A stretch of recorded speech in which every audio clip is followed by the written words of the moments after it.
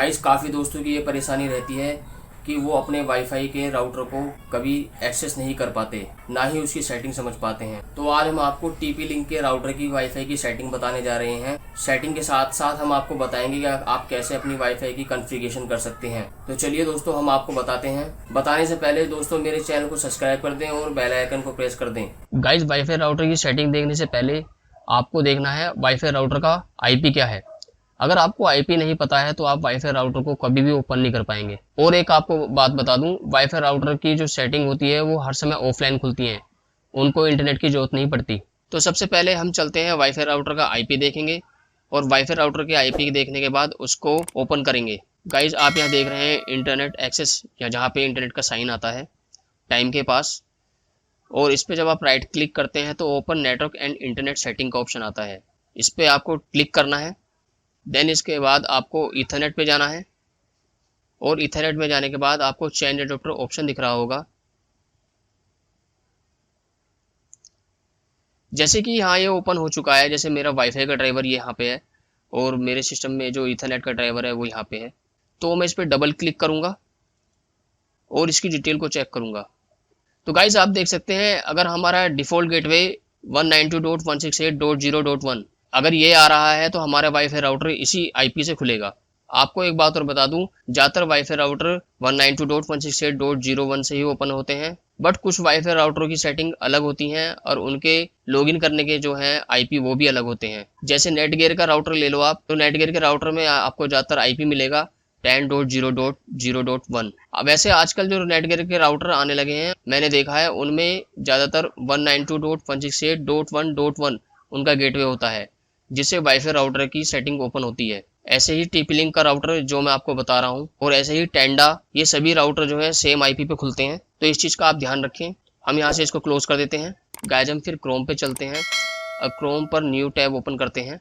तो यहाँ पे आपको न्यू टैब में 192.168.0.1 ये एंटर करना है। आप देखेंगे ये राउटर जो है लॉगिन आईडी और पासवर्ड मांग रहा है, यानी कि यूजर नेम और पासवर्ड। हाँ गाइज आपको एक बात और बता दूं, ज़्यादातर वाईफाई राउटर के यूजर नेम और पासवर्ड सेम होते हैं। जैसे टेंडा का यूजर नेम पासवर्ड एडमिन होता है, ऐसे ही टीपी लिंक का पासवर्ड एडमिन होता है। और नेटगियर का लेंगे तो नेटगियर में यूजर नेम एडमिन होगा और पासवर्ड में पासवर्ड, तो नेटगियर उसी से ओपन होता है। तो चलिए, हमारा तो एडमिन है तो हम एडमिन डाल देते हैं। यूजर नेम में पहले एडमिन डालेंगे,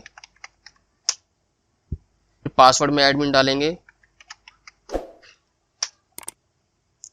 तो गाइज देखिए आपके सामने ये राउटर ओपन होके आ गया है। अब हमें सबसे पहले इंटरनेट की सेटिंग करनी है, उसके बाद हम वायरलेस की सेटिंग करके बताएंगे। तो गाइज आप क्विक सेटअप करके भी मैनुअल अपना इंटरनेट सेटअप कर सकते हैं, बट हम आपको सिंपल तरीके से नेटवर्क बताने वाले हैं, तो उसके लिए आपको नेटवर्क पे जाना है। गाइज एक बात और बता दूं, नेटवर्क और इंटरनेट सेटिंग, इंटरनेट कनेक्शन ये सेम बात है। आप कभी भी कंफ्यूज ना हो, क्योंकि अदर राउटर को आप लोगे तो आपको इंटरनेट कनेक्शन भी लिखा हुआ आ सकता है, इंटरनेट सेटिंग भी लिखा हुआ आ सकता है, नेटवर्क भी लिखा हुआ आ सकता है। तो ये तीनों ऑप्शन हो सकते हैं। सो गाइज यहाँ पे आप वैन कनेक्शन टाइप में जाएं। अगर आपका इंटरनेट स्टैटिक आईपी पे है तो आप यहाँ पे स्टैटिक आईपी सिलेक्ट करें। अदरवाइज आप अपने राउटर को एक्सटेंड करना चाह रहे हैं तो आपको डायनेमिक आईपी यूज करना होगा। एक्सटेंड की वीडियो मैंने आपको पहले ही बता दी है, आपको एक्सटेंड की वीडियो मैं अपने डिस्क्रिप्शन में भी दे दूंगा। ऐसे ही आपको ट्रिपल पीओई की सेटिंग करनी है तो ट्रिपल पीओई पे जाएं। ट्रिपल पीओई पे गाइज हमारे ज़्यादातर इंडिया में बीएसएनएल, एमटीएनएल और एयरटेल, इन तीनों के जो ब्रॉडबैंड कनेक्शन होते हैं वो ट्रिपल पीओई पे चलते हैं। मगर आपको एक बात बता दूं कि लोकल सर्विस प्रोवाइडर जो होते हैं वो भी आजकल ट्रिपल पीओई पे काम करते हैं। अगर आपकी सेटिंग ट्रिपल पीओई में है तो आपको ट्रिपल पीओई में आपको अपनी लॉगिन आईडी और पासवर्ड लेना होगा। फिलहाल इंडिया में इन तीनों पे ही वर्क होता है और बाकी इन तीनों पे वर्क नहीं होता है। ऐसे ही अगर मेरा नेटवर्क स्टैटिक आईपी पे है तो मैं स्टैटिक आईपी सिलेक्ट कर रहा हूँ। ऐसे ही आपके ब्रॉडबैंड ने कोई स्टैटिक आईपी दिया है तो आप स्टैटिक आईपी यहाँ डालें। उसके बाद उसका सबनेट मास्क डालें, उसके बाद फिर डिफ़ॉल्ट गेटवे डालें, एमटीयू साइज आप सेम रहने दें और उसके बाद डीएनएस डालें। और डीएनएस डालने के बाद सेकेंडरी डीएनएस डाल के सेव कर दें। जैसे ही आप सेव करेंगे तो आपका नेट एक्सेस हो जाएगा। जब आपका नेट एक्सेस हो जाएगा तो उसके बाद आपको करनी है वायरलेस की सेटिंग। तो चलिए देख लेते हैं वायरलेस की सेटिंग कैसे होगी। वायरलेस की सेटिंग के लिए वायरलेस पे जाएं, फिर वायरलेस सेटिंग में जाएं। वायरलेस सेटिंग में आपको अपने वाईफाई का पासवर्ड क्या रखना है वो आप यहाँ फिल कर दें। और फिल करने के बाद यहाँ से इसको सेव कर दें। ऐसे ही फिर आपको वायरलेस सिक्योरिटी यानी कि आपको वो ना वायरलेस का पासवर्ड डालना होगा। उसके लिए आप वायरलेस सिक्योरिटी में जाएं। उसके बाद देखो दोस्तों, इसमें यहाँ पे डिसेबल सिक्योरिटी लिखा हुआ आता है। उसके बाद आपको अपनी सिक्योरिटी किस ऑथेंटिकेशन में अनेबल करनी है वो आप पे डिपेंड करता है। बट सबसे ज़्यादा ऑथेंटिकेशन जो होता है वो WPA PSK और WPA2 PSK होता है। मैंने इसमें अपने पासवर्ड डाल रखा है, तो मैं यहाँ पे टिक करूँगा। टिक करने के बाद यहाँ पे WPA2 PSK उसको सिलेक्ट करके इनक्रिप्शन को TKIP भी रख सकता हूँ या उसको ऑटोमेटिक भी रख सकता हूँ, बट मैंने TKIP रखा हुआ है। TKIP से आपके वायरलेस के पासवर्ड को ज़्यादातर हैक नहीं किया जा सकता, इसलिए मैंने TKIP रखा हुआ है। उसके बाद मैं यहाँ पासवर्ड डाल देता हूँ। यहाँ मेरा पासवर्ड डाला हुआ है, आप देख सकते हैं। पासवर्ड डालने के बाद आपको यहाँ सेव करना है।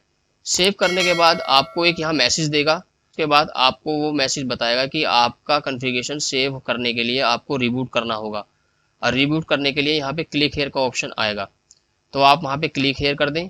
क्लिक हेयर करने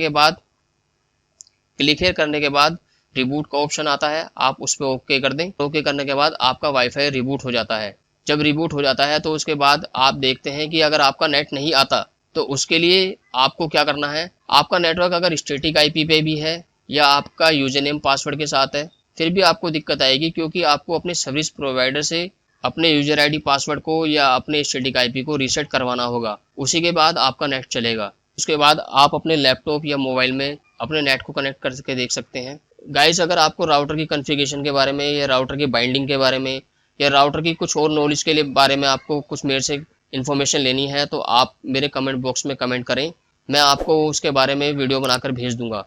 तो गाइस, TP-Link के वाईफाई राउटर की मैंने आपको आज कॉन्फ़िगरेशन बताई है। इस तरह आप अपने वाईफाई राउटर को इंस्टॉल कर सकते हैं। वीडियो अच्छी लगी हो तो अपने दोस्तों के साथ शेयर जरूर कर दें। और अगर आपको किसी भी वाईफाई राउटर की कॉन्फ़िगरेशन के बारे में पता करना है या आपको कोई वाईफाई राउटर से रिलेटेड कोई प्रॉब्लम आ रही है तो आप मुझे कमेंट बॉक्स में कमेंट कर सकते हैं। वीडियो अच्छी लगी हो तो वीडियो को दोस्तों के साथ शेयर कर दें।